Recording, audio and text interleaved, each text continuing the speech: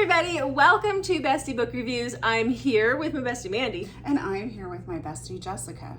So, believe it or not, July is over for the most part. And we're wrapping it up. So these are our That was my wrapping.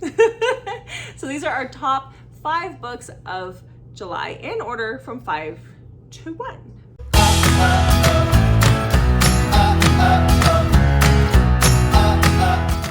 Okay. But before we get started with that, journal. yeah, I got my reading journal. It's right here. Flag it up. Okay. Let's go. Before we get started with that, though, Well, hit that subscribe button because we give away free books on our channel, and you're entered to win just by hitting that subscribe button. Also, follow us on Instagram for an extra entry. And in those comments, let us know. Good reads in July. What was your top read? yeah, Tell us. yeah, exactly. Okay, so how did you do in July? I read 33 books in July, and I had quite a few 5-star reads, so this was painful. Same. How many 5 stars do you remember? Too many. Too many. Okay, so I only read... I mean, that sounds like I'm only complaining because it was hard to pick. It's great to have good reads. Yeah, it is. It is. I was looking, so I have 29 books that I read in July, and I was looking at this going, why is there such a gap? There's like a big gap in the year. I had a kid in the hospital. That's why. So, you know, a little bit. But I read 29 books in the month of July. I had 7 5-star reads. And it was really difficult. So we actually both have 6 books to talk about. For our top reads. There's a tie. In mine, Yeah. there's a tie. So we're just gonna make it easy and go with 6. All right. So here's our top 6. So, are you ready? Yes. Okay, Go first. I'll go first. So my number 6 book of the month is After the Shut-Up Ring by Kate C. Wells. I loved this book. This is about Angie and Brandon. So Angie, when the book starts out, she is getting married. It is her wedding day. She is standing at the altar. She is with her baby daddy. So she's got 2 little girls. Her fiance and her have been together since she was like 16, if I remember right. Like that's when she got pregnant with her youngest and her oldest, and she's in her very early 20s now, but he's not the greatest guy. Like, I think he'd have been okay, but at some point if he'd gotten some help, but he just really isn't the greatest guy. And his vows to her are extremely rude and embarrassing.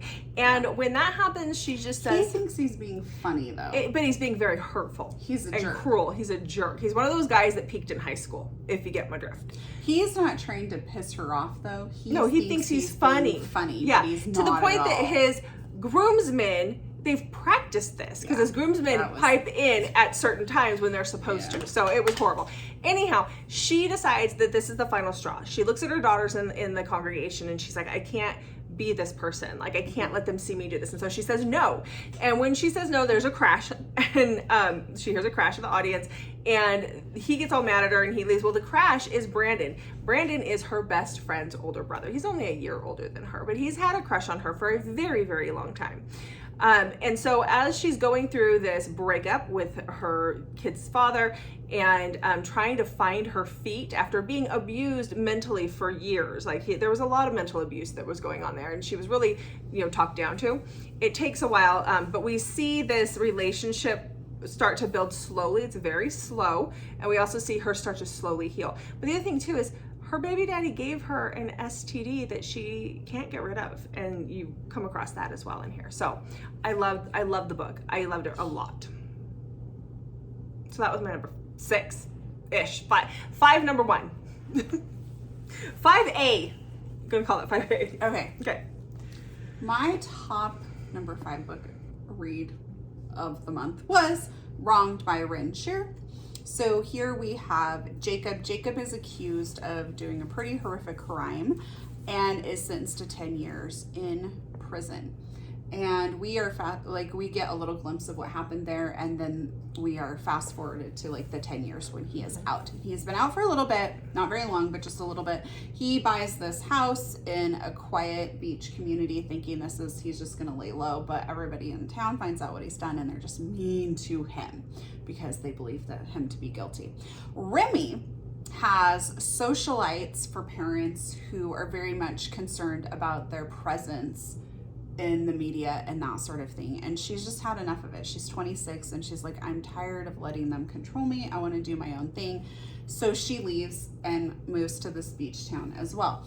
And she starts to see a different side of Jacob and really wants to work towards like getting to know him a little bit. So I absolutely love this. I don't want to talk too much more about it, but so incredibly good. Obviously 5 stars. Check triggers though. Okay. All right, so my book number 5B.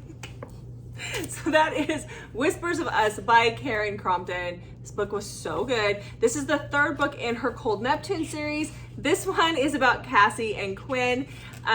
So Cassie is the almost sister-in-law to the band's manager. She was engaged to his brother, his little brother, and the brother was in the military, and he was killed in Afghanistan about 3 years or so before the book starts.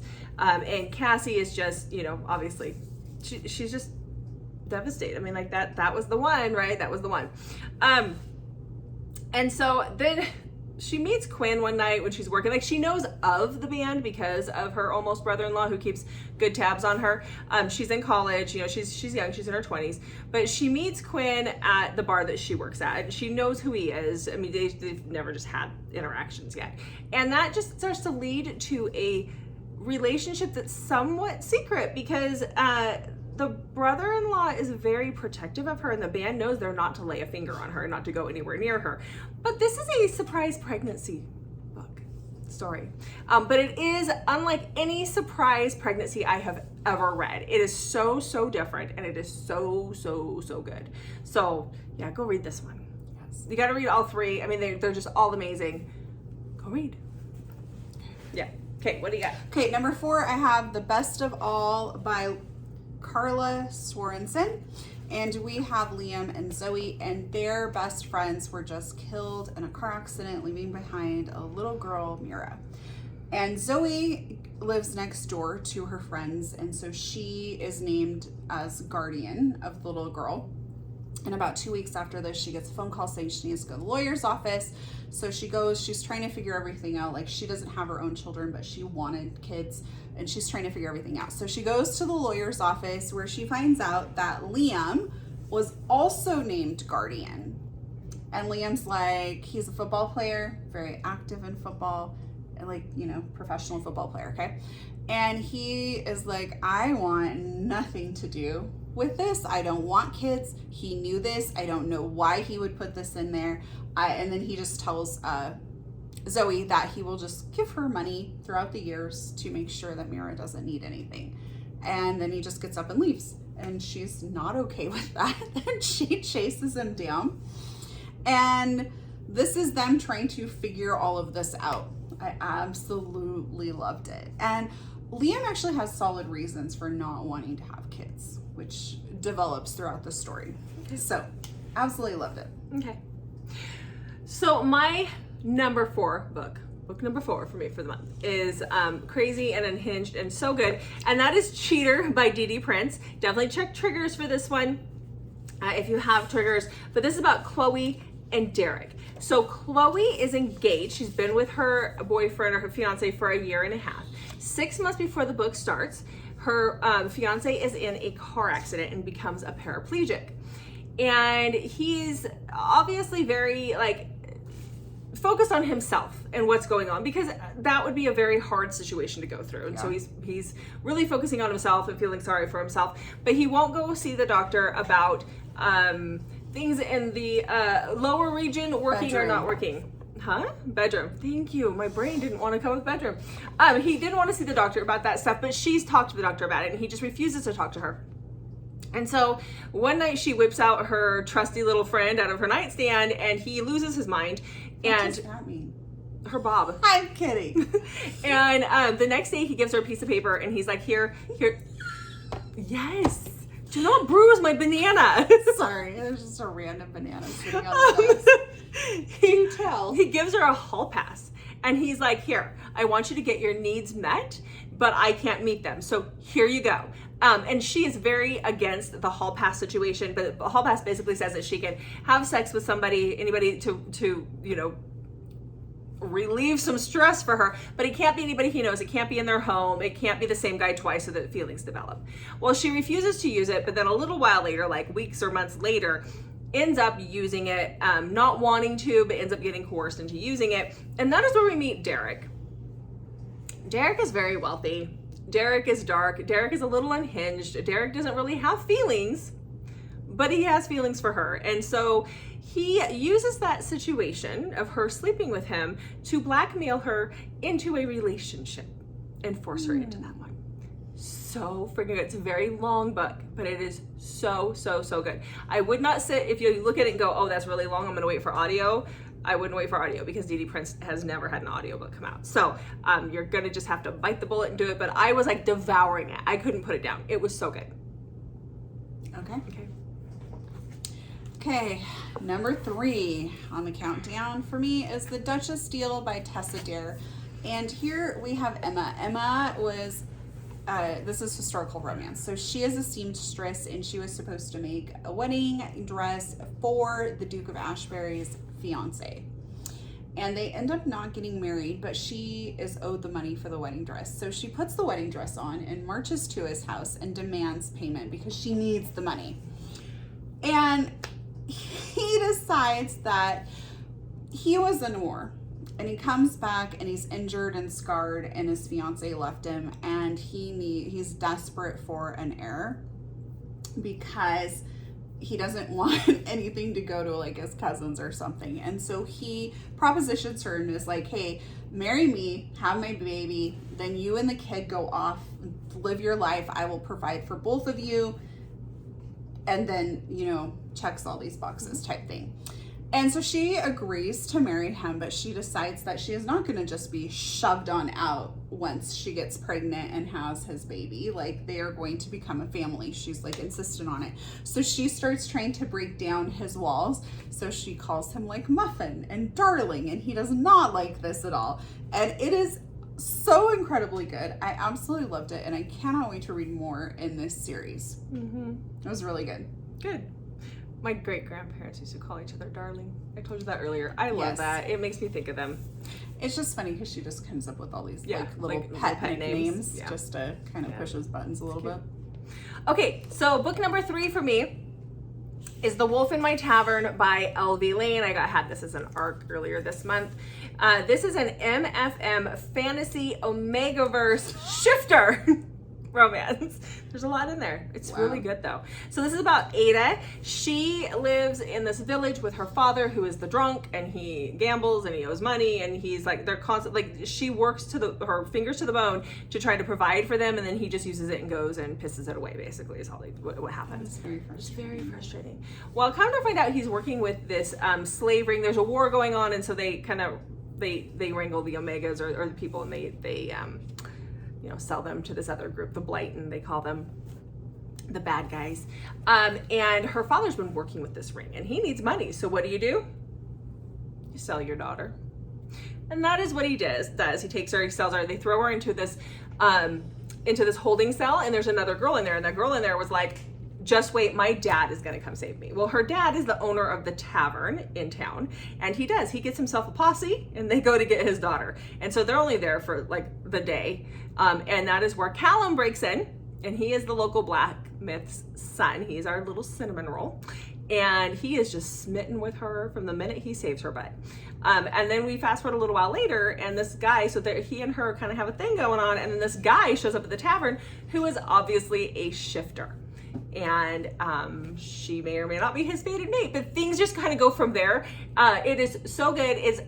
There's so much more plot and stuff to it. It's very plot driven, very plot heavy, but there's some fun in here too. There's quite a bit of fun in here too. So, okay, yeah. This is the 22nd book in our Coveted Prey series.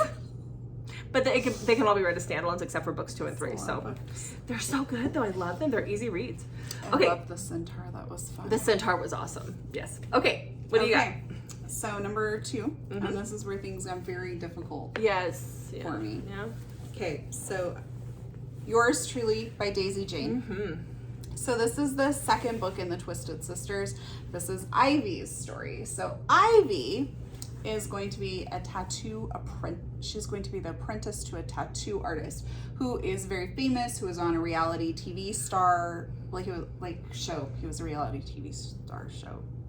That didn't make sense. Show star. Yeah. Anyway, so, and that's, the show's over. He's come into this small town trying to get his stuff together, but he's not really getting his stuff together, if that makes sense. So that's Trace. Okay. So Trace just kind of blows the whole thing off. He is sleeping around a lot. He is drunk a lot. And Ivy really feels like there's a connection between the two of them and that they could be really great together if he could just get his shit together.